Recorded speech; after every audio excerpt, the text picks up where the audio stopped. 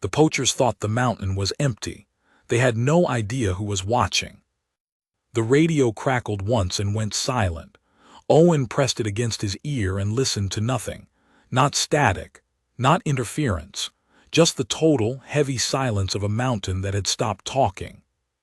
He had been a ranger in the Virunga Highlands for 11 years, and he had learned early on that silence out here came in two kinds. The first kind was peace, birds settling, rain approaching, the forest breathing between one moment and the next. The second kind was a warning, not a sound, not a sight, just the feeling of something large and invisible pressing against the air, the way a storm feels before the first drop falls. This was the second kind. Owen stood at the edge of the upper tree line, where the canopy thinned and the volcanic rock pushed through the soil like bones through skin. The morning was cold. His breath made small white clouds. Below him, maybe 2 kilometers down the slope, the forest was so dense it looked like a single living thing, a dark green mass that moved in slow waves whenever the wind came through. He had walked that forest so many times he could navigate it in full darkness. He knew where the soil turned soft near the old stream bed. He knew which section of trail ran close enough to the gorilla nesting sites, that rangers were supposed to move quietly and without torchlight after dusk. He also knew right now that something in that forest was wrong. He called his unit. 6 men spread across a 40-kilometer stretch of protected land. He kept his voice flat and steady, the way his first field supervisor had taught him. Never give the situation your panic before you know what the situation is. He asked each man to report in. They did. They reported nothing unusual, no movement, no sound, no sign of anything out of the ordinary. Owen wrote the coordinates of his position on his field map, capped his pen, and stood very still. Most people, when they imagine poachers, imagine chaos, noise, men crashing through undergrowth, the dramatic crack of a rifle. But the operations that targeted the Virunga corridor, the ones that had been running for years, slipping through every net the ranger units tried to cast, worked nothing like that. They were methodical, patient, the kind of patient that only comes when the people involved know that patience is money. A live mountain gorilla sold to the right buyer was worth more than Owen would earn in 2 decades of service. That kind of money makes people very, very careful.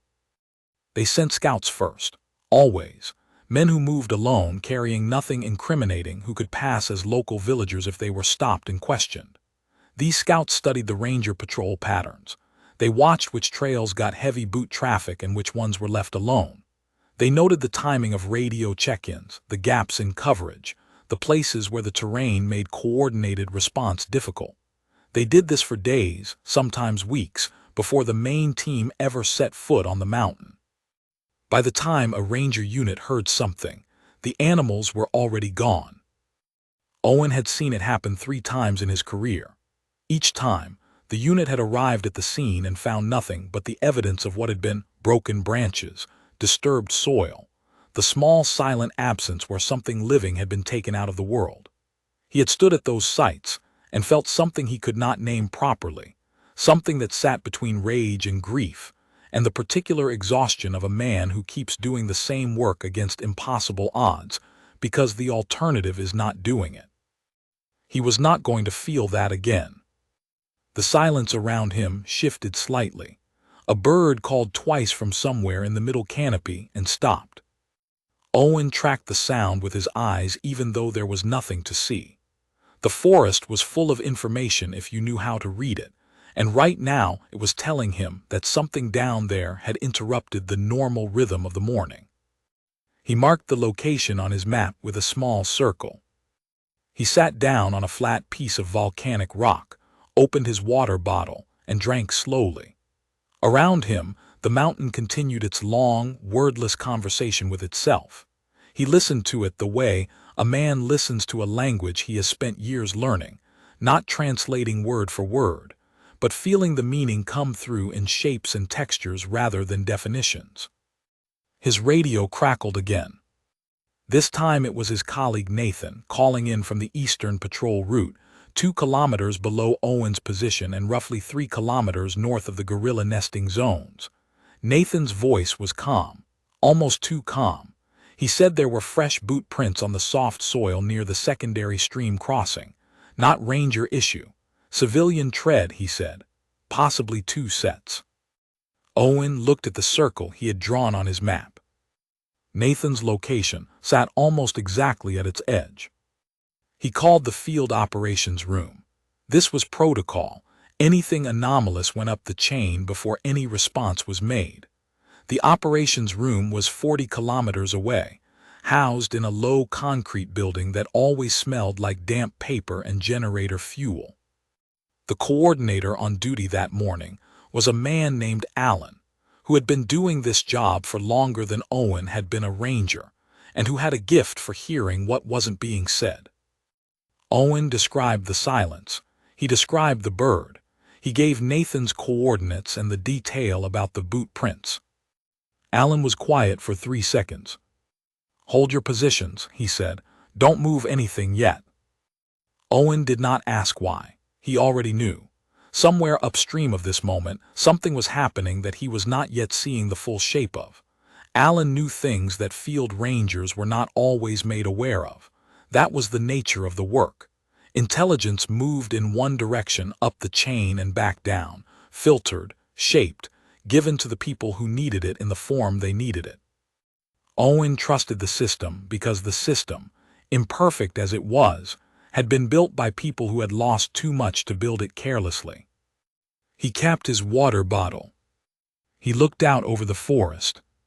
Somewhere in that green, breathing dark, something with the patience of a predator was waiting for the right moment. And somewhere in it too, moving in slow, unhurried loops through the undergrowth, was the animal that Owen's unit was here to protect. A silverback gorilla, old enough to have seen changes in this mountain that no human record fully captured, powerful enough to bend a young tree with one hand, and completely unaware that somewhere far away, in a transaction Owen would never be shown the details of, a price had already been placed on his continued existence.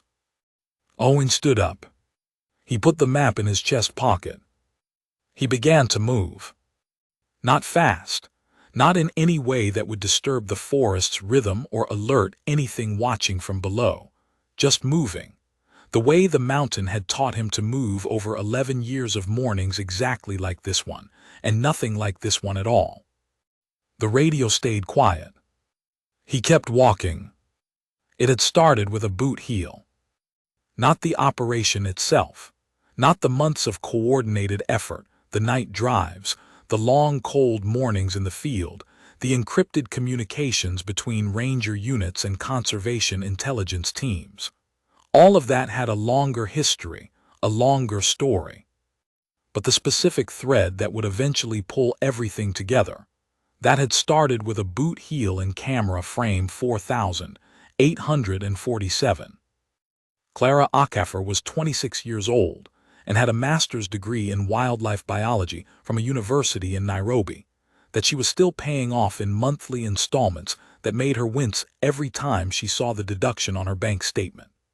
She worked for a small conservation NGO, whose offices occupied the top floor of a narrow building near the city center. 3 rooms and a shared kitchen where the coffee machine had been broken since February, and no one had gotten around to fixing it. Her job title was Field Data Analyst, which meant she reviewed camera trap footage for hours at a stretch, logging animal sightings, recording movement patterns, flagging anything that required human attention. It was not glamorous work. It was, however, necessary work, and Clara had understood that from the beginning. She had grown up in a household where her father talked about the forests of Central Africa, the way some parents talk about lost family members, with a combination of love and grief, and the particular anger of someone who knows the loss was preventable. She had gone into wildlife biology because of those conversations, and she had stayed in it because of what she had seen in the field during her research years. She was not sentimental about it. She was precise, methodical, and slightly frightening in the quantity of data she could hold in her head at any given time. The camera network in the Virunga upper corridor had been her project from the start. It had taken 6 months to plan and 3 weeks to install, which involved a team of 5 people, 47 trail cameras, a significant quantity of waterproof casing material, and a range of creative solutions to the problem of disguising modern surveillance technology as natural forest debris. The cameras were solar-charged, motion-triggered, and capable of capturing thermal imaging in low light. They were positioned along every significant trail in the upper corridor, with particular density around the areas most frequently used by the guerrilla group that had been the subject of long-term research documentation. The official purpose of the network was behavioral research. The secondary purpose, the one that had required a separate layer of authorization and a separate chain of reporting, was intelligence gathering. No one outside the NGO and the Ranger Intelligence Unit knew the cameras were there. This was the point. The network's value depended entirely on the poaching networks operating in the area having no knowledge of its existence. The moment that changed, the footage became useless. For 96 days, the cameras watched everything. They recorded the slow, deliberate movement of the guerrilla group through their foraging territory. They recorded the seasonal trails of smaller mammals, the flight paths of birds, the way the light changed through the canopy across different times of day. They recorded rainfall, wind events, a single night when a small grass fire on the eastern ridge sent smoke drifting through the upper corridor for hours.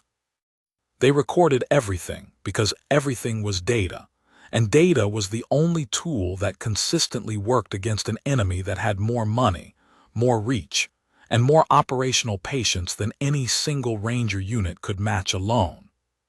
They also recorded the scouts. Clara had not been looking for them specifically the first time she found one. She was on her 4th consecutive hour of footage review on a Tuesday evening, working through a backlog that had accumulated over a long weekend when the server upload had been slow. She had her field notebook open, a half-eaten container of rice on the desk beside her, and the focused, slightly glazed expression of someone performing a task that requires attention without providing stimulation. She was clicking through frames from camera 19, positioned at a trail junction on the north face of the upper ridge, when the figure appeared. Male, adult, moving along the trail edge rather than the center, which was itself an unusual behavior. Most people who had legitimate reasons to be in that area, researchers, occasional local community members with grazing permits, walked the trail center. Walking the edge suggested an awareness of leaving tracks. It suggested someone who was thinking about being seen. He was carrying nothing visible. He stayed in frame for 11 seconds. Clara flagged the timestamp and moved on. Lone individuals appearing in trail camera footage were not automatically significant. The area was large, the community surrounding the protected zone was legitimate, and not every unusual behavior pattern was sinister. But she filed it in the back of her mind the way she filed everything, not forgotten, just archived, waiting to be cross-referenced with something else. Something else came 3 days later. Camera 23 positioned half a kilometer from camera 19 on the same general ridgeline.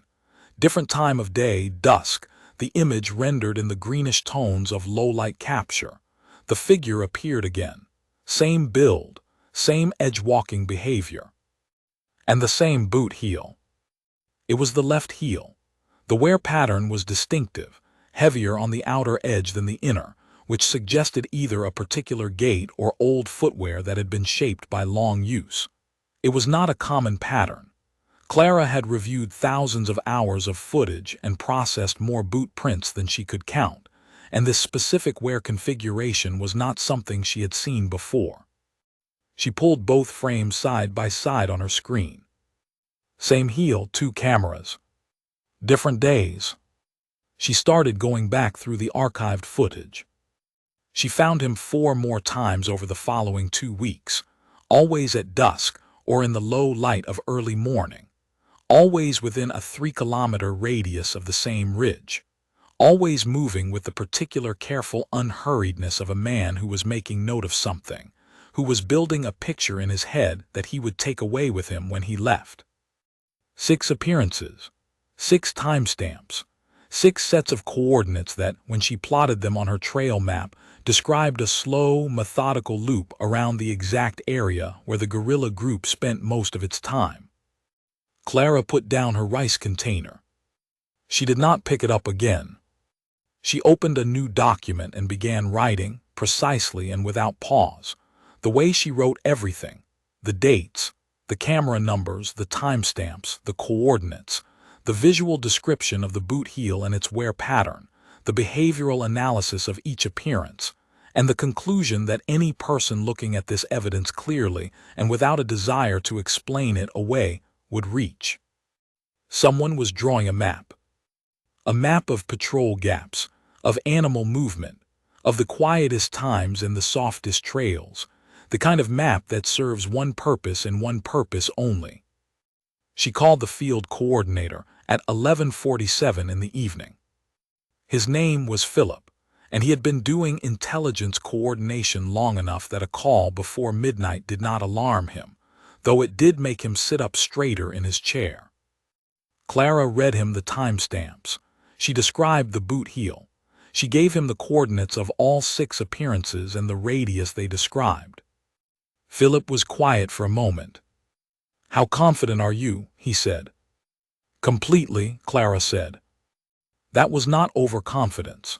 It was the product of 96 days of footage, several thousand hours of comparative data, and the particular precision of a person who had been trained to distinguish between what the data actually said and what she wished it said. The data said this clearly. "Send me everything," Philip said. She did. Over the following 10 days, the footage analysis was shared with the Ranger Intelligence Unit and cross-referenced with movement reports from Owen's field team. 2 additional camera frames were identified that Clara had initially flagged as ambiguous. On second review, with the boot pattern comparison, they were the same individual. 8 appearances total. The loop he had been walking tightened on the map as more coordinates were added. The picture became clear. A coordinated operation was being planned against the guerrilla group. The entry route had been identified. The timing, based on the patrol patterns the scout had been observing, was most likely to fall within a window of 3 to 7 days. The Ranger unit began repositioning quietly, 2 nights before the window opened. They moved without any change to their external radio communications, without any alteration in the patrol schedules that the scouts had been observing.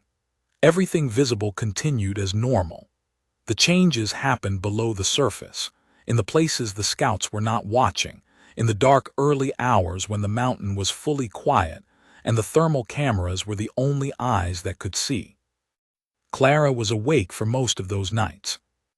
She watched the live feed from the trail cameras on her laptop screen, alone in the office, the broken coffee machine cold and silent in the kitchen behind her.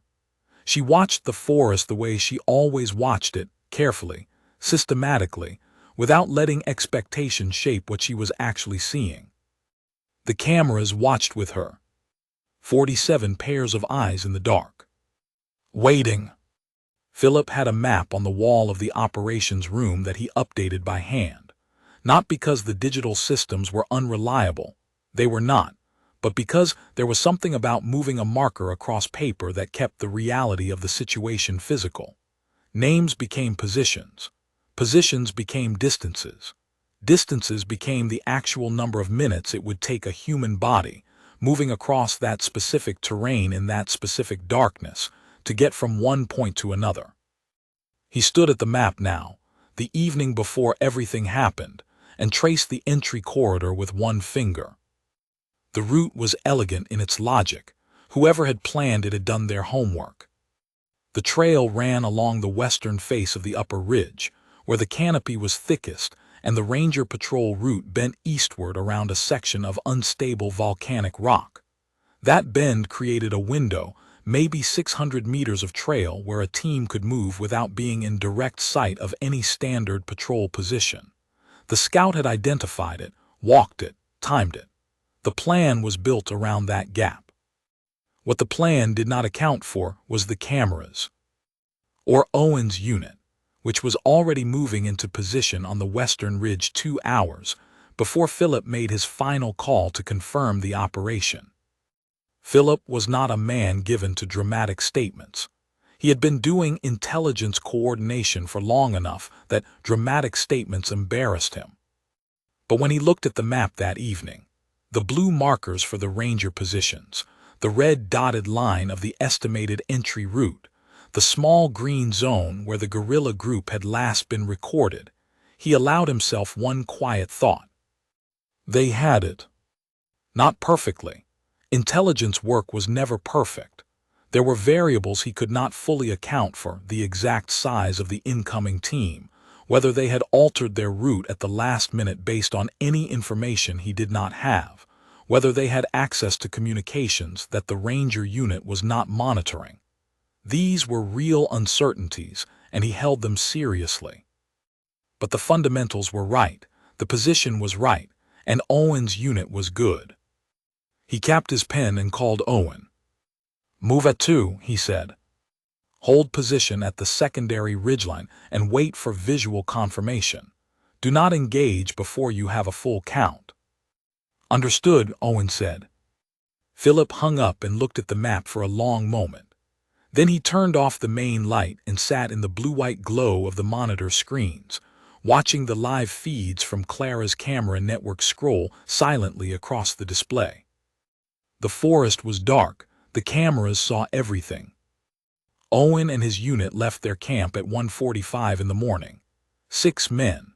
They moved in single file, no lights, the trail familiar enough under their feet that the darkness was not an obstacle. They had done this before, not this specific operation, but the larger shape of it. The long dark walk toward a position that had to be reached before anyone on the other side knew there was a position to reach. Owen moved at the front. Behind him came Nathan, then a younger ranger named Callum who had been on the unit for 14 months, and who Owen had come to trust in the specific, practical way you trust someone when you have shared enough difficult mornings with them. Behind Callum came the rest of the unit, moving as quietly as the terrain allowed. The mountain was cold. At this elevation, at this hour, the temperature dropped to the kind of cold that cleared the head and made everything feel very specific and very close. Owen registered the cold the way he registered everything on a night operation, as useful information. Cold air meant sounds carried differently. Cold air meant the animals were less mobile, which meant the forest noise floor was lower, which meant anything that moved would be easier to detect. He could feel the mountain around him, not sentimentally, practically, the way you feel a tool in your hand when you have used it long enough. They reached the secondary ridgeline at 2:51 and took their positions without a word. Owen had walked this stretch 3 days earlier and marked the places where a man could stand with a full line of sight to the trail below without being visible from it. He put Nathan 30 meters to his left, Callum 30 meters to his right, and positioned the remaining 3 men in a loose arc behind the trail junction where the entry corridor narrowed. Then they waited. Waiting is its own kind of work. It requires the particular discipline of keeping the mind present and the body still at the same time, not letting attention drift into the past or the future, not letting the cold or the discomfort or the length of the wait pull focus away from what is actually in front of you. Owen was good at waiting. He had learned it the hard way in the early years, through the specific pain of waiting poorly and paying the cost for it. He watched the trail. At 4:11, his earpiece gave one short click. "Nathan." Owen scanned left. At the edge of his night vision, not equipment, just eyes that had been in darkness long enough to make use of what light the stars gave, he caught movement. Not animal movement. Animal movement in this forest had a looseness to it, a quality of bodies not quite caring whether they were seen or not. This was the opposite. This was movement that was trying very hard not to be movement. He counted. 1, 3, 5. He waited, keeping the count open, not committing to it yet. 7. A pause, then 2 more, closer together, moving slightly faster than the others. 9. He held the number, watched the trail. 2 more shapes emerged from the far tree line. 11. He pressed his earpiece twice, confirmed count, then once more, weapons visible on the lead figures. Philip had said to wait for full count and weapon confirmation before anything else. Owen had both. He held position for 30 additional seconds, making sure there was no 12th figure trailing the group, no rear element he had not yet seen. Nothing. 11 men, 2 armed at the front, the rest carrying equipment that Owen recognized even in the dark, the collapsed metal frames and mesh of live capture caging. Not a killing operation, a capture operation, which meant the buyer was already in place, which meant this had been planned for longer and more carefully than even Philip's intelligence had fully shown. Owen gave the signal. Not a radio call, not a gesture, he stopped moving. His unit felt it. The 11 men had covered maybe 250 meters of the entry trail when the Ranger unit came off the ridge. They came from 3 directions simultaneously, Owen's arc closing from above the trail, Nathan's position cutting off the route back, Callum's side of the line sealing the eastern gap. It took approximately 4 seconds for the lead figures to understand what was happening. The 2 armed men raised their weapons. One Ranger fired once into the canopy above the trail. It was not aimed at anyone. It was communication. The sound was enormous in the mountain quiet, a single flat crack that bounced off the rock face above and came back doubled, and then rolled down into the forest below in long diminishing waves. Every bird on the ridge went airborne at once. The armed men looked at the weapons pointed at them, at the positions those weapons were coming from, and made the calculation that men in that position make when the calculation is honest. They lowered their arms. What followed was 11 minutes of the kind of confusion that no operation plan fully anticipates. 2 men ran, one into the undergrowth to the left of the trail, one back the way the group had come, both of them moving with the desperate speed of people who have not yet accepted that the geography is working against them. Nathan's position caught the one who ran back inside 40 seconds. The one in the undergrowth made it perhaps 80 meters before the terrain. A dense section of low brush and volcanic rock slowed him to a crawl. Callum went in after him. One man sat down in the middle of the trail and put his hands over his head before anyone told him to. One pressed himself face down into the soft soil at the trail edge and refused to stand up. Owen watched his colleague George attempt to raise him twice before simply taking him by both arms and walking him upright, which the man accepted with the boneless cooperation of someone who has decided that further resistance is purely theoretical. The caging equipment was catalogued where it fell. The rifles were secured.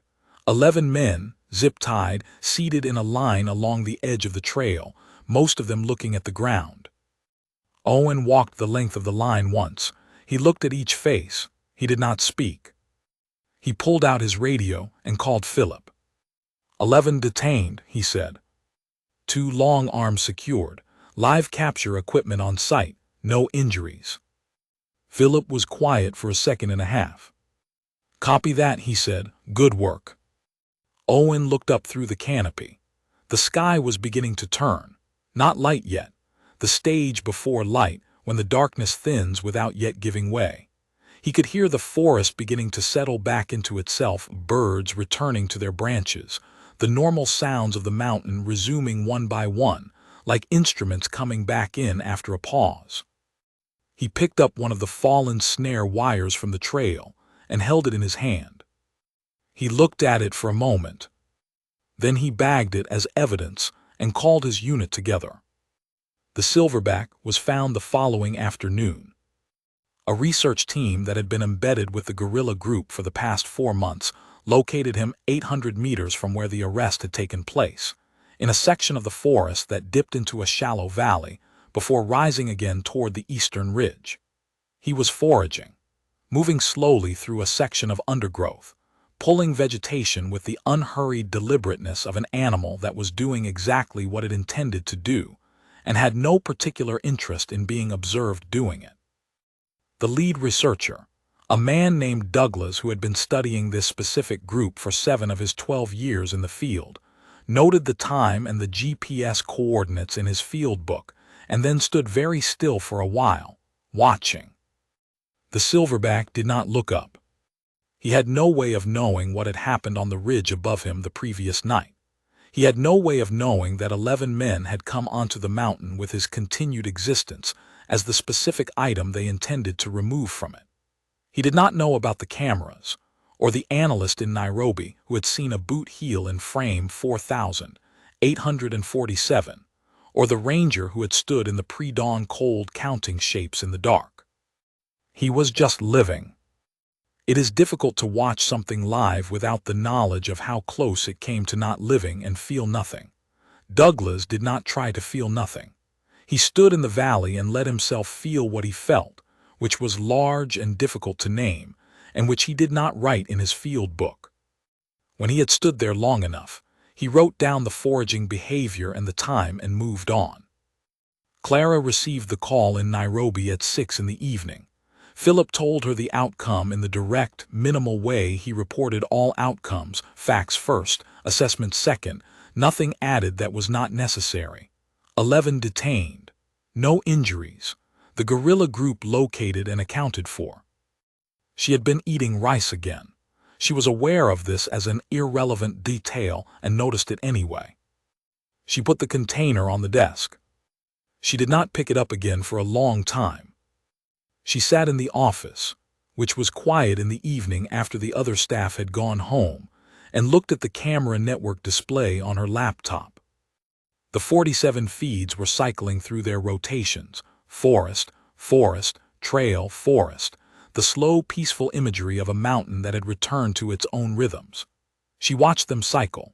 She watched frame 4,847 pass in her memory one more time, the greenish dusk image of a figure at the trail edge, the particular worn heel, the quality of careful movement that had told her everything she needed to know. She thought about all the things that had to go right for that boot heel to mean something. The cameras had to be in the right positions. The footage review schedule had to be maintained, which it very nearly had not been during the server delay over the long weekend. She had to be on her 4th hour and not her 5th, because by the 5th hour her pattern recognition degraded in ways she had documented in her own performance analysis. The NGO had to have secured the secondary intelligence mandate that allowed the footage to be shared with the Ranger unit, which had taken 4 months of institutional negotiation and had very nearly fallen apart over a single clause in the data sharing agreement. All of it had to hold. And it had. She looked at the feeds for a while longer, and then closed the laptop and put on her jacket. Owen returned to the mountain 6 days after the arrest. He did not plan to. He had administrative work backed up, reports to file, equipment to log and return to storage. He had several things that were more immediately necessary than walking the western trail of the upper corridor in the early morning. He went anyway. He walked the trail the 11 men had used. The soil had dried since the arrest and most of the boot prints were gone, but in one low section near the stream crossing, where the ground held moisture longer, he could still see the impressions. He stopped and looked at them for a while. 11 sets of tracks coming in. Irregular, scattered sets going out in the directions the arrests had happened, none of them walking freely. He walked the rest of the trail slowly. He found the discarded water bottle where one of the men had dropped it in the confusion. Plastic, half-crushed, no label. He picked it up with a gloved hand and put it in his pack, though the case was already closed and the item had no evidentiary value. He was not sure why he picked it up. He picked it up anyway. Near the ridge, Where the trail junction opened onto a flat section of volcanic rock, he stopped and looked at the forest below. He knew, roughly, that Clara's cameras were embedded somewhere in the undergrowth along this stretch. He did not know exactly where. He had never been told the exact positions, which was intentional. The fewer people who knew precise camera locations, the lower the risk of that information reaching the wrong set of ears. He stood at the ridge for a long time. He thought about Clara, reviewing footage alone at night. He thought about Philip sitting in the operations room with his hand-drawn map. He thought about Callum moving through 80 meters of dense undergrowth after a running man in the dark. The things that could go differently in those moments if the training is not right, or the footing is not right, or the timing is off by 4 seconds. He thought about 11 years of mornings on this mountain. He thought about the 3 times he had arrived too late and found only absence. He did not think about how close the previous morning had come to being a 4th. He marked nothing on his map. He radioed Nathan and got a clean check-in from the Eastern Patrol. He told Callum the equipment inventory needed to be updated before Friday, which was true and which he had already told him once. Then he turned around and started the long walk back down the trail. The forest was doing what the forest does, moving, breathing, continuing without reference to what had happened in it the night before. That was the thing about this place. It did not record loss the way humans recorded it. It did not mark the spots where bad things almost happened. The soil closed over the boot prints. The canopy healed around the disturbance. The birds came back. The mountain kept going. Somewhere below him, in the green moving dark, the silverback was doing what he had been doing every morning of his long life, foraging, moving, existing in the full, uncomplicated way that living things exist when nothing is hunting them. He did not know what had been arranged on his behalf. He did not need to. That was, Owen thought, perhaps the most honest measure of what the work was for. Not recognition, not resolution, not the satisfaction of a complete ending, because the endings in this work were almost never complete. The buyers stayed in their offices in cities far from any mountain. The money moved through channels that no ranger unit had the jurisdiction or the resources to follow all the way to the source. 3 men would be convicted, others would not. The system that had sent 11 men up a mountain trail in the dark would still be there tomorrow, looking for the next gap, drawing the next map. But the silverback was foraging. He was alive and foraging, and entirely unaware that he was alive, because a 26-year-old woman had been eating rice on a Tuesday evening, and noticed a boot heel in frame 4,847. Owen walked back down through the forest. He knew better than any other place on earth. Behind him, the mountain closed around his passing and went quiet. The right kind of quiet. The cameras watched. They were always watching.